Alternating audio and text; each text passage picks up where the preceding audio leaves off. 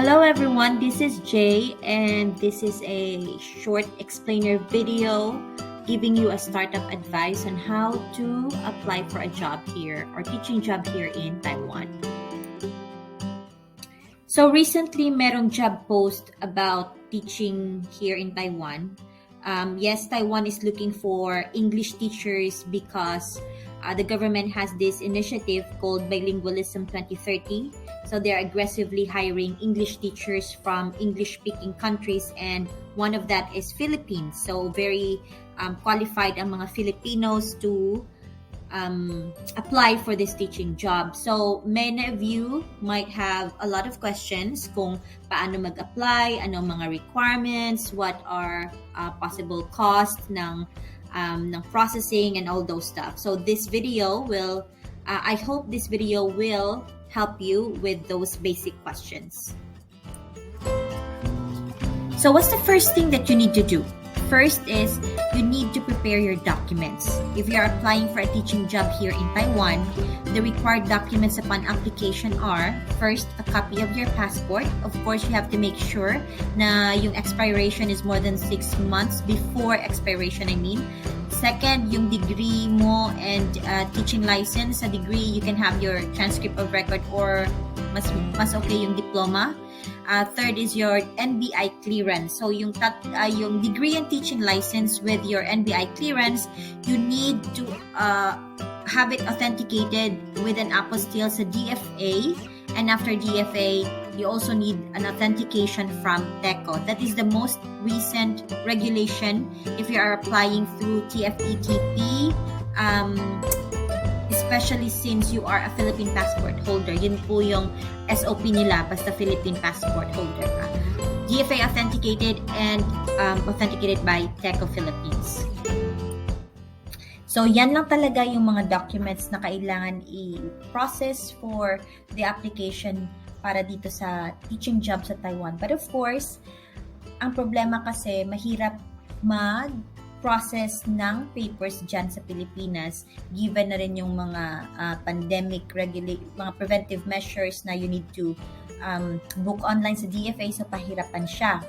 So, ano yung mga requirements for DFA authentication ng school credentials and teaching license? So, depende yan kung saan kayo nag-graduate. If you graduated from state colleges and university, you need to have certified true copies and certification, authentication, and verification from your school. Yung tinatawag nila na CAV from the school, you need to have that.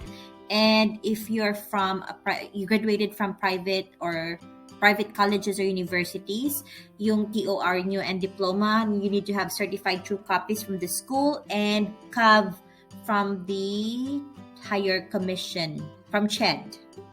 And sa teaching license mo, of course, original or certified true copies from PRC. So, yan ang mga requirements to get your authentication with an apostille, from DFA. For NBI authentication, what you just need is the original document issued by the NBI with dry seal. So, yan lang ang requirement for authentication. Alright, so tapos na yung DFA authentication nyo. What's next? You need to go to TECO, that is in Makati, specifically sa RCBC building. Now, sa mga taga-probinsya, mahirap din yun kasi nasa Luzon area, you can ask for or you can hire an agent para mag-process nun. You can do that. There are agents na pwedeng mag-process ng papers mo sa TECO. Ano naman yung mga requirements for authentication sa TECO? If it's for diploma and school records, first you need to fill up yung application form nila for the document authentication. Then you're going to present a valid ID and you should have a photocopy of that. And then your DFA authenticated school documents, including your TOR and diploma, original and one set photocopy. And then if you need a Chinese translation, then you should include a Chinese translation of the complete set. And you have to pay for the authentication fee, which is I think 800, and for extra copy it's 400. They have expedite service, but you have to pay 1,200 for each original document, and extra document costs 600 pesos. You can pick it up after 2 working days.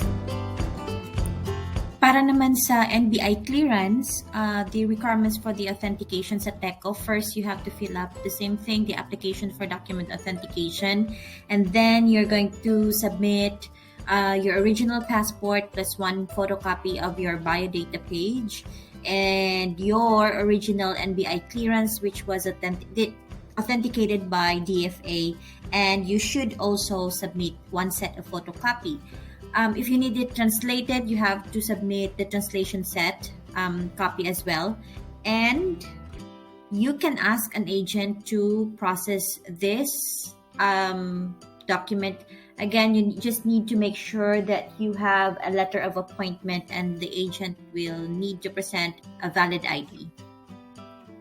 Before I forget, sa mga nagtatanong pala if it's okay kung local police clearance yung ipapasa nila, no, you cannot use that because the issuing authority for the criminal record certificate sa Pilipinas is NBI, and yun ang nire-recognize ng TECO. So you have to make sure that you get NBI instead of the local police clearance. So aside from the legal documents, there are other requirements you need to prepare. First is the statement of purpose, the teaching demo video, and 2 recommendation letter. Now, these are specific sa TFETP. That's the government-sponsored program. I think I've mentioned that earlier. Yung sa statement of purpose, it's like selling your skills to them, like persuading them why you'll be an asset to the school. You can also include your teaching philosophy if there's a specific teaching method na you feel will really benefit ESL students. They would really like to hear from you.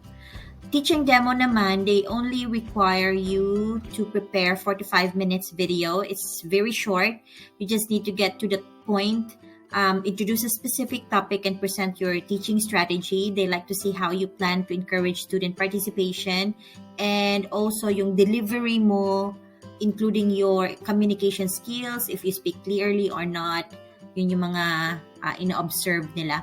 And then your recommendation letters, of course, that's from previous supervisors or professors or employer or even your colleagues. Pwede yun. And even though this requirement, as I said earlier, specific sa TFETP, you can also use them to apply to other job venues like through teaching agencies kagaya ng Teach Taiwan or Teach Away. You can also submit there because they hire all year round. Pwede ka na din mag-apply sa private schools and cram schools if you have those legal documents. And kung ready na yon, you just have to keep on submitting.